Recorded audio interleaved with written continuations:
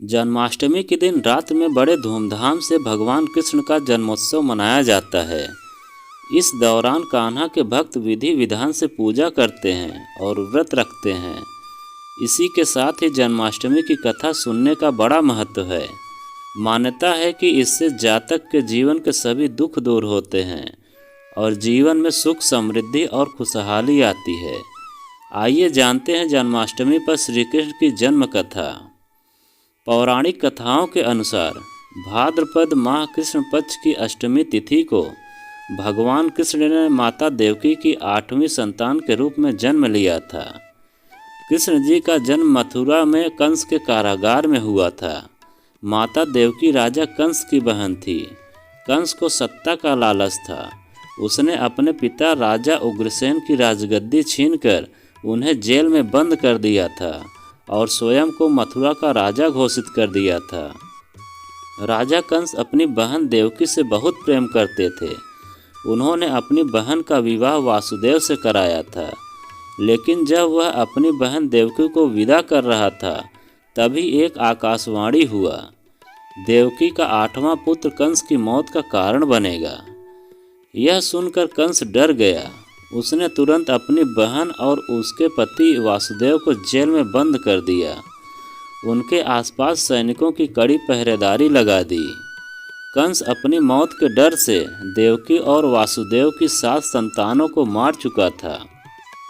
इसके बाद भाद्रपद माह कृष्ण पक्ष की अष्टमी तिथि की अंधेरी रात में भगवान कृष्ण ने देवकी के 8वें संतान के रूप में जन्म लिया।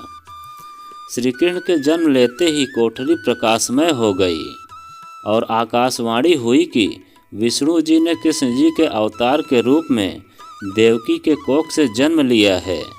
उन्हें गोकुल में बाबा नंद के पास छोड़ आएं और उनके घर एक कन्या जन्मी है, उसे मथुरा लाकर कंस को सौंप दें। यह आकाशवाणी सुनते ही वासुदेव के हाथों की हथकड़ी खुल गई। सभी पहरेदार सोने लगे। वासुदेव ने एक टोकरी में बाल गोपाल को सिर पर रख लिया और गोकुल की ओर चल पड़े। कान्हा को गोकुल धाम ले जाने में वासुदेव को बहुत ही मुसीबतों का सामना करना पड़ा। यमुना नदी श्री कृष्ण के चरणों को स्पर्श करने के लिए उफान पर आ गई, लेकिन चरण स्पर्श करने के बाद फिर वह शांत पड़ गई। वह कान्हा को बाबा नंद के पास छोड़ आए और गोकुल से कन्या को लेकर वापस लौट आए। जेल अपने आप बंद हो गया और उनके हाथों में हथकड़ियाँ लग गई। कन्या की रोने की आवाज़ सुनते ही सभी पहरेदार उठ गए। कंस बंदी गृह आया। वह कन्या को देवकी और वासुदेव की 8वीं कन्या समझ उसे मारने चला, लेकिन वह आकाश में उड़ गई और फिर से आकाशवाणी हुई कि कंस को मारने वाला अब इस दुनिया में पैदा हो चुका है।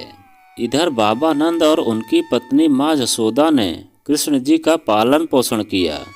राजा कंस ने कृष्ण का पता लगाकर उन्हें मारने की कोशिश की, लेकिन कंस की सारी कोशिशें विफल हुई।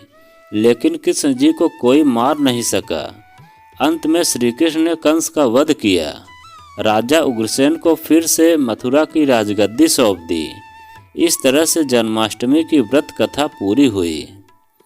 तो दोस्तों, यह कहानी आपको कैसी लगी कमेंट में लिखकर हमें ज़रूर बताएं। और आप अगर हमारे चैनल पर नए हों तो प्लीज़ चैनल को सब्सक्राइब करें और वीडियो को लाइक ज़रूर करें, क्योंकि हम आपके लिए ऐसी ही वीडियो लाते रहते हैं।